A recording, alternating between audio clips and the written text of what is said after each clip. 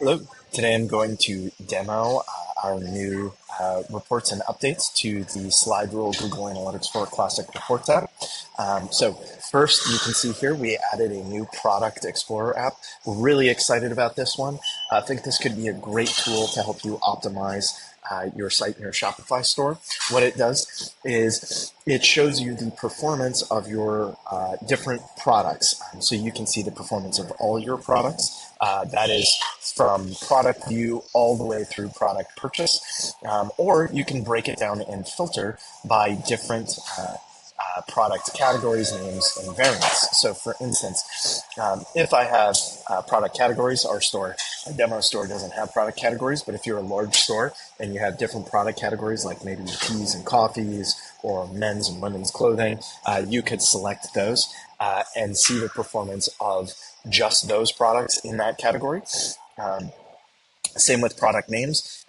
Instead of seeing it broken down by product name and variant, you can see the performance of individual products, just like so, just by clicking this. And then the filter up here and the table down here will update to show you to include all of the variants of that particular product. You can also select multiple products if you like. And then, or you can break it down by the performance of different variants. So this lets you drill down from category to name to variant and see the performance of your products across all of these different ones. So I could, for instance, see, hey, how is our 40-gram bag variants doing? How are those in particular doing? I can look at that here, right? Or I can clear it and look at all of them.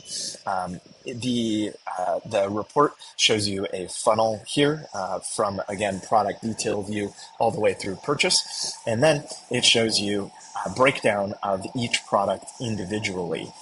So the category, product, and variant individually, you can export that to Excel. Shows you the buy to detail ratio. That's the ratio of product views to purchases.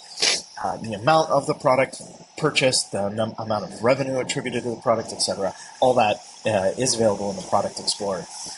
This report is in beta, so we hope you'll try it out and let us know what you would like to see to make this report more valuable. We added a Klaviyo report. It's only relevant to those of you that use Klaviyo, which is not our demo store, but it will show you the Klaviyo reports. It will show you the performance of your Klaviyo campaigns. Cool.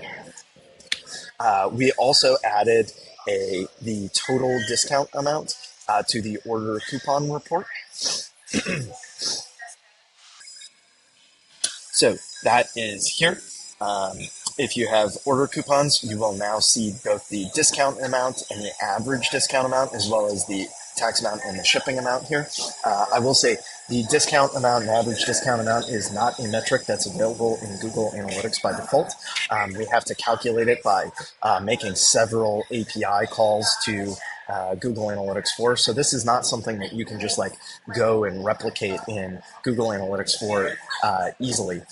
The way that we do it is we pull the gross item amount and subtract out the total revenue to get you the discount amount. So it's a little tricky. So hope you find that useful. Here, like I said, not something that you can just go and create a report in the Google Analytics reporting interface itself to see that data.